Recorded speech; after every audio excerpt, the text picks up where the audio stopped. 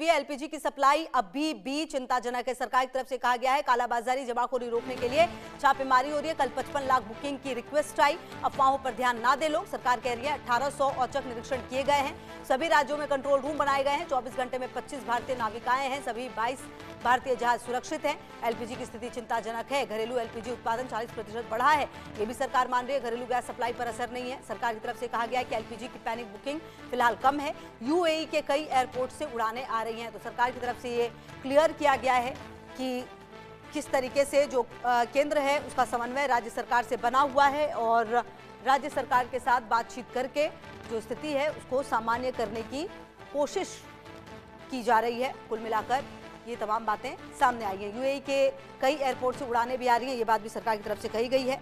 और middle east में जो जंग है वो लगातार बढ़ रही है और इसके बीच जो भारत सरकार है उनकी तरफ से प्रेस कॉन्फ्रेंस करके सरकार की तरफ से काफ़ी बातों को क्लियर किया गया कि एलपीजी की सप्लाई अभी भी चिंताजनक है, ये कहा जा रहा है।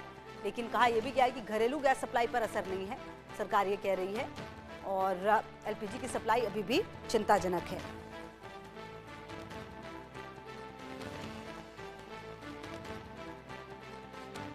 देखिए कहीं ना कहीं जो बयान ऐसे समय में आया है जब हर व्यक्ति, आप समझिए कि ये जानना चाहता है कि देश में क्या स्थिति बनी हुई है। और कहीं ना कहीं जो पैनिक है वो काफ़ी ज़्यादा हो गया था बीच में, आपको याद हो। लेकिन जब सरकार की तरफ से तमाम बातें सामने आई तो लोगों का पैनिक थोड़ा कम ज़रूर हुआ है।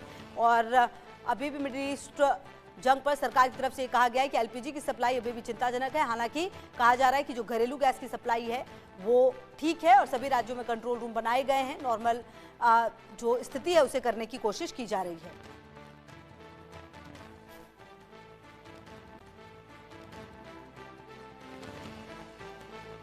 मेरे साथ फिलहाल इस बुलेटिन में इतना ही, लेकिन जाते जाते नजर इस वक्त की सुर्खियों पर।